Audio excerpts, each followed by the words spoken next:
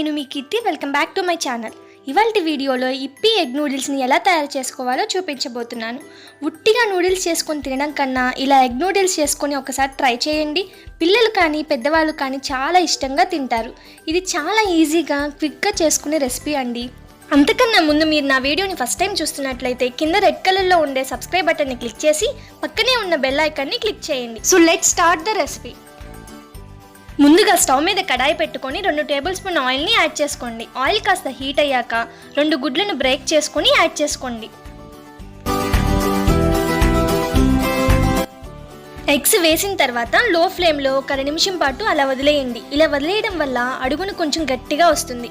అప్పుడు మనం మ్యాష్ చేసుకుంటే ఈ ఎగ్ పీసెస్ కాస్త పెద్దగా వస్తాయి. ఇప్పుడు ఇందులో 1/2 టేబుల్ స్పూన్ మిరియాల పొడిని, టేస్ట్కి సరిపడే సాల్ట్ని, 1/2 టేబుల్ స్పూన్ పసుపుని, 1/2 టేబుల్ స్పూన్ కారంని యాడ్ చేసుకోండి. స్పైసీగా తినడానికి ఇష్టపడే వాళ్ళు మీ టేస్ట్కి తగినట్టుగా కారంని యాడ్ చేసుకోండి. ఇప్పుడు అంతా ఒకసారి మిక్స్ చేసుకుంటూ మ్యాష్ చేసుకోండి. ముందుగానే మ్యాష్ చేసుకుంటే చిన్న చిన్న పీసెస్లా అయిపోతుంది.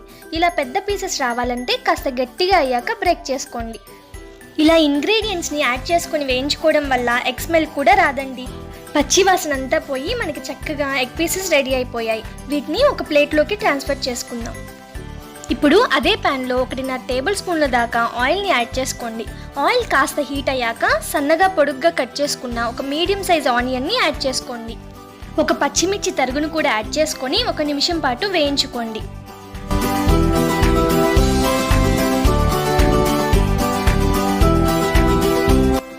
నిమిషం తర్వాత ఆనియన్స్ ట్రాన్స్పరెంట్గా అయ్యాక ఇలా సన్నగా కట్ చేసుకున్న క్యాబేజీని కూడా యాడ్ చేసుకోండి.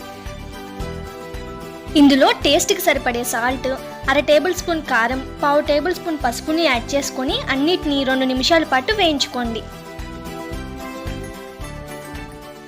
ఈ విధంగా అన్నీ కుక్ అయ్యాక 1.5 కప్పుల వాటర్ని యాడ్ చేసుకోండి. ఇక్కడ నేను ఒక ఇప్పి ప్యాకెట్ తీసుకుంటున్నా అండి. ఒక ప్యాకెట్కి 1.5 కప్పుల వాటర్ అయితే కరెక్ట్గా కుక్ అవుతాయి. ఇప్పుడు ఇందులో నూడిల్స్ని యాడ్ చేసుకోండి. మంటని మీడియం ఫ్లేమ్లో పెట్టుకొని నూడిల్స్ సెమీ సాఫ్ట్గా అయ్యే వరకు కుక్ చేసుకొని ప్యాకెట్లో మనకి మసాలా పౌడర్ ఇస్తారు కదా, ఈ మసాలా పౌడర్ని యాడ్ చేసుకొని మొత్తం అంతా కలిసేలా ఒకసారి మిక్స్ చేసుకోండి.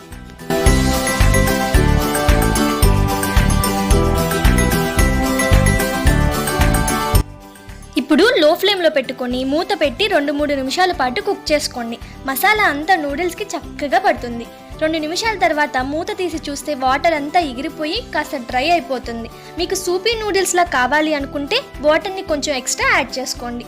ఇప్పుడు ముందుగా ప్రిపేర్ చేసుకున్న ఫ్రైడ్ ఎగ్స్ని యాడ్ చేసుకొని అంతా కలిసేలా మిక్స్ చేసుకోండి. ఇలా ఫ్రైడ్ ఎగ్స్ని యాడ్ చేసుకొని 1 నిమిషం తర్వాత స్టవ్ ఆపేసి ప్లేట్లోకి ట్రాన్స్ఫర్ చేసుకోండి. అంతేనండి, చాలా సింపుల్గా క్విక్గా ఎమ్మీ ఎగ్ నూడిల్స్ రెడీ అయిపోయాయి. ఈ ఎగ్ నూడిల్స్ని ఇలా ఆనియన్స్ చల్లుకొని సర్వ్ చేసుకోండి. చాలా చాలా టేస్టీగా ఉంటాయి. మరి ఇంకెందుకు ఆలస్యం, మీరు కూడా ఈ రెసిపీని తప్పకుండా ట్రై చేసి మీకు ఎలా వచ్చింది అనేది నాకు కామెంట్ సెక్షన్లో కామెంట్ చేయండి. మీకు ఈ వీడియో కనుక నచ్చినట్లయితే లైక్ చేయండి, షేర్ చేయండి, అలాగే సబ్స్క్రైబ్ చేయడం మాత్రం మర్చిపోకండి. Thanks for watching.